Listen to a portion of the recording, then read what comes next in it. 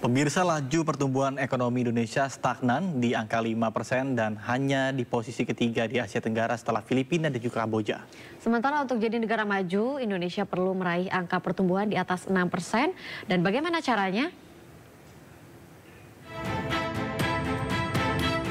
Mimpi Indonesia untuk menjadi negara maju pada tahun 2045 kian sulit.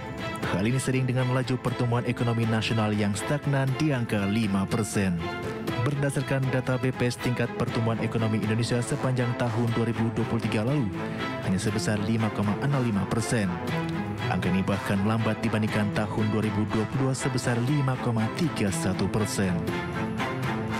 Adapun untuk dapat menjadi negara maju pada tahun 2045, Indonesia dinilai membutuhkan laju pertumbuhan ekonomi minimal sebesar 6% setiap tahunnya.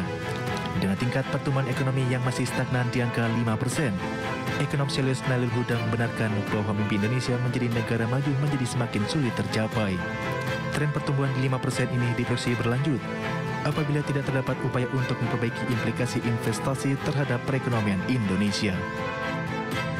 Meski demikian, ekonom menyatakan bahwa pemerintah masih dapat merealisasikan angka pertumbuhan ekonomi sebesar 6%. Hal itu bisa dilakukan dengan memperbaiki iklim investasi, ditandai dengan perbaikan rasio investasi terhadap PDB atau Incremental Capital Output Ratio atau ICOR. Sebagai informasi, tingkat ICOR Indonesia tercatat sebesar 7,6 pada Maret 2023. Angka ini dinilai masih tinggi sebab tingkat ICOR negara maju rata-rata berada di bawah 3.